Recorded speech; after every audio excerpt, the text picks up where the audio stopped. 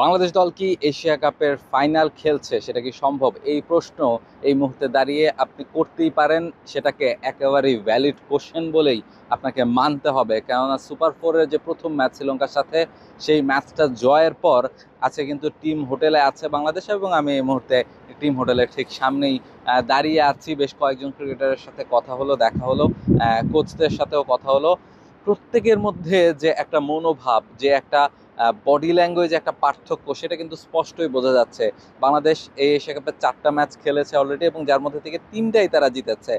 গতকাল রাতেই তারা শ্রীলঙ্কাকে একটা ম্যাচ হারালো এবং 169 রান চেস করে হারিয়েছে, যেটা একেবারেই সহজ কাজ ছিল না। সেই কাজটা কিন্তু বাংলাদেশ দল করেছে। ফলে বাংলাদেশ দলের মধ্যে সেই আত্মবিশ্বাসের যে জায়গাটা, সেই জায়গাটা কিন্তু ফিরে এসেছে।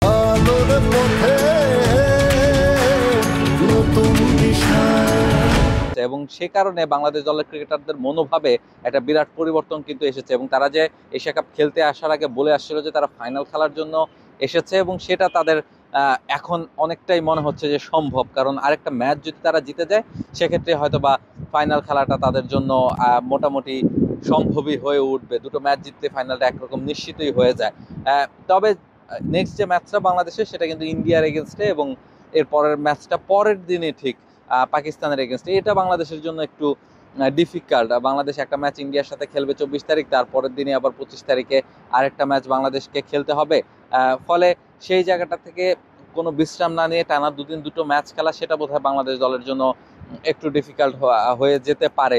যেহেতু স্পেশালি পাকিস্তানের সাথে ম্যাচটা বাংলাদেশ দল নিশ্চয়ই চাইবে যে তারা যেন সেই ম্যাচটা জেতে, কারণ পাকিস্তানের সাথে ম্যাচটা জিতলে তাদের ফাইনাল অনেকটাই নিশ্চিত হয়ে যায়।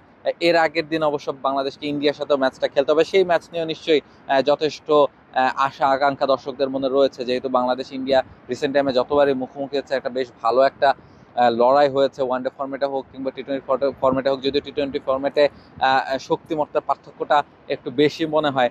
তারপরও বাংলাদেশ দল যে ধরনের টাচে রয়েছে, তাতে কিন্তু তাদের দিনে যে কোনো দলকে যে হারিয়ে দেওয়া সম্ভব, সেটা কিন্তু বাংলাদেশ দল গতকালকে প্রমাণ করেছে। কারণ শ্রীলঙ্কা যে ধরনের ফর্মে ছিল এবং যে ধরনের ব্যাটিং তারা করেছে, তাতে করে কিন্তু এই শ্রীলঙ্কাকে হারানো খুব ডিফিকাল্ট মনে হচ্ছিল। তারা গ্রুপ পর্বে তিনটা ম্যাচ জিতে এসেছে, এবং যেই ব্যাটিং লাইন আপ তাদের ছিল, সেখান থেকে কিন্তু তাদেরকে 168 রানের মধ্যে আটকানো এবং 169 রানের টার্গেটে ব্যাটিং করতে নেমে শ্রীলঙ্কার বোলারদের এগেনস্টে সেটা চেস করতে পারা সাকসেসফুলি, সেটা কিন্তু একেবারেই সহজ কাজ ছিল না। সাইফ তাহিদ হৃদয়রা দারুণ ব্যাটিং করেছেন, এবং বাংলাদেশ ইজিলি ম্যাচটা জিতেছে।